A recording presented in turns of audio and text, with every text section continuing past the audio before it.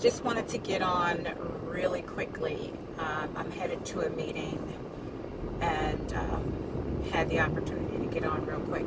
But I wanted to once again talk about how grateful I am.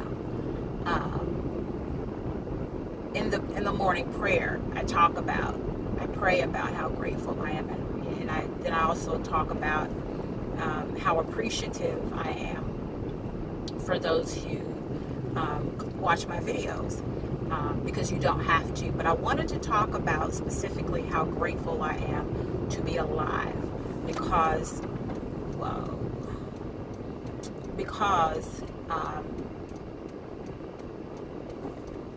I was reading an article today.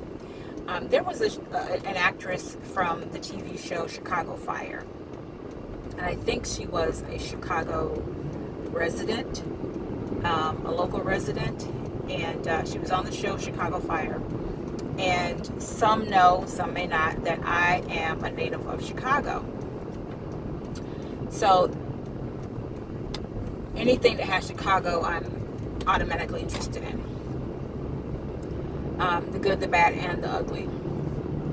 So today, I saw the article when she passed away, and I was like, oh wow, that's unfortunate. It's not a show that I actually watch on a regular basis. From time to time, I will watch it, but not very often. I'm sorry, I'm trying to make sure my mirrors are correct, because my husband had this car yesterday. But anyway, it's not a show that I watch very often. It just, if there's not anything on that I'm really interested in, and Chicago Fire's on, I will watch it. But the actress passed away in March. I got sick in January, and had to have emergency surgery in February. I did 2 months of IV antibiotics. And I'm talking about this because the cause of our death was released either yesterday or today, and I read the article this morning. And her immediate cause of death was sepsis. She had a blood infection. She was septic. And that was my issue earlier this year. And my phone keeps turning because my husband keeps taking the holder off of where I have it. So now it doesn't fit on there the way it's supposed to. So I got to get another one. But anyway, her immediate cause of death was sepsis. I was septic earlier this year. When I got sick in January with severe stomach pains that felt like someone was stabbing me in my stomach, actively stabbing me in my stomach, and was rushed to the hospital via ambulance, it was because once I got there, they told me I was septic. I had a blood infection, and the infection had literally spread. It started in my fallopian tubes and had gotten so bad that it spread throughout my bloodstream.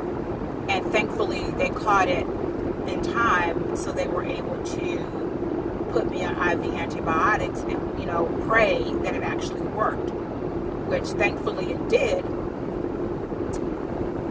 And then I got sick again with pain, and my husband rushed me to the hospital, and we found out that even after being on IV antibiotics for a month, it did not work completely. The infection had died down, but it wasn't completely gone, and it was causing more pain.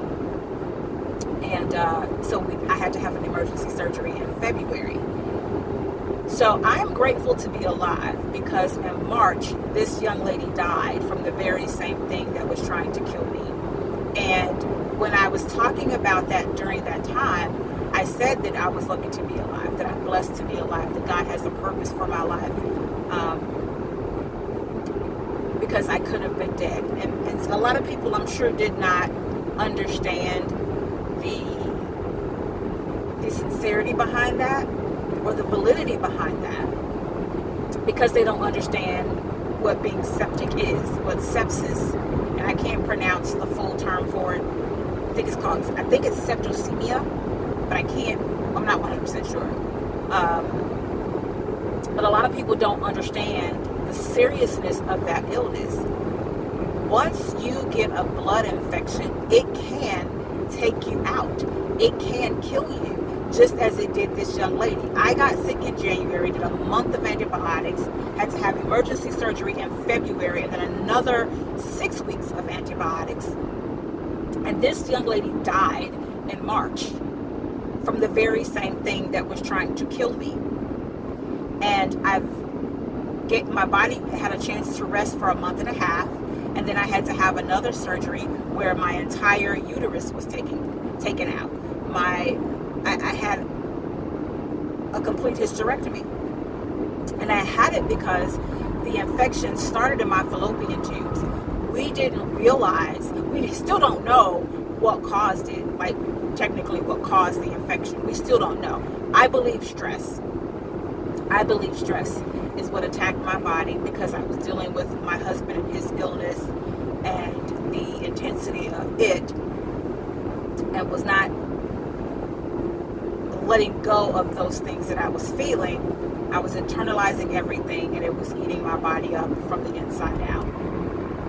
I've been down that road before. It's how I lost my hair to begin with, dealing with some marital issues with my first marriage, and instead of letting those things out, I was internalizing everything. I was extremely angry, and that ate my body from the inside out. Therefore, I lost my hair. I lost 50 pounds within 3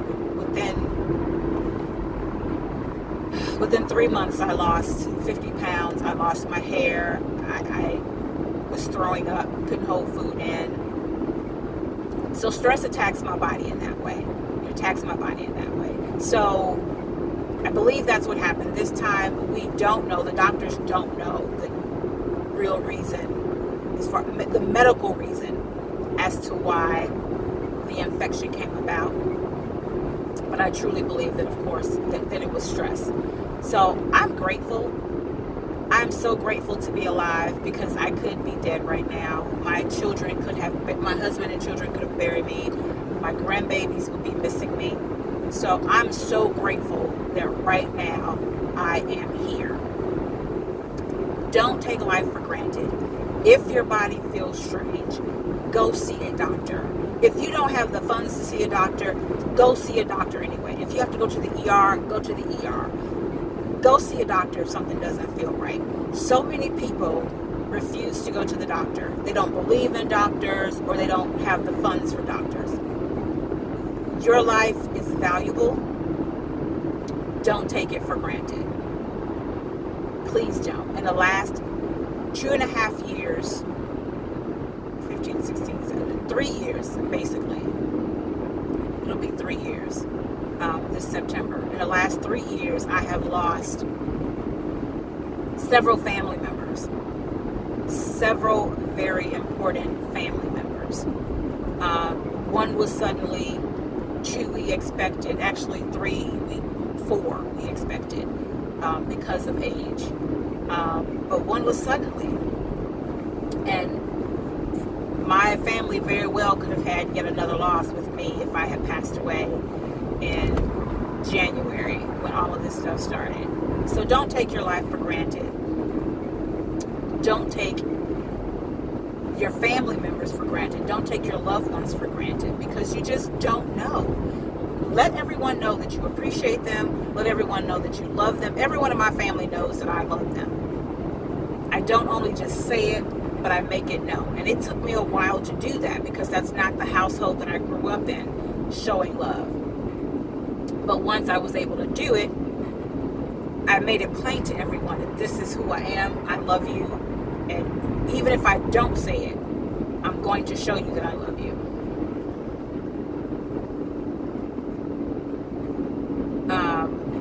And every phone call that I end now is with "I love you." My boys, I mean, same thing. My husband, when I text him and let him know that I'm at work, we ended with, I ended with I love you, and he comes back with I love you more, or something similar to that. So don't take for granted your loved ones. Don't take for granted your life. Don't take for granted yourself. You, the wonderful being that you are, the gift that you are, don't take it for granted. So with that, see you in a little bit.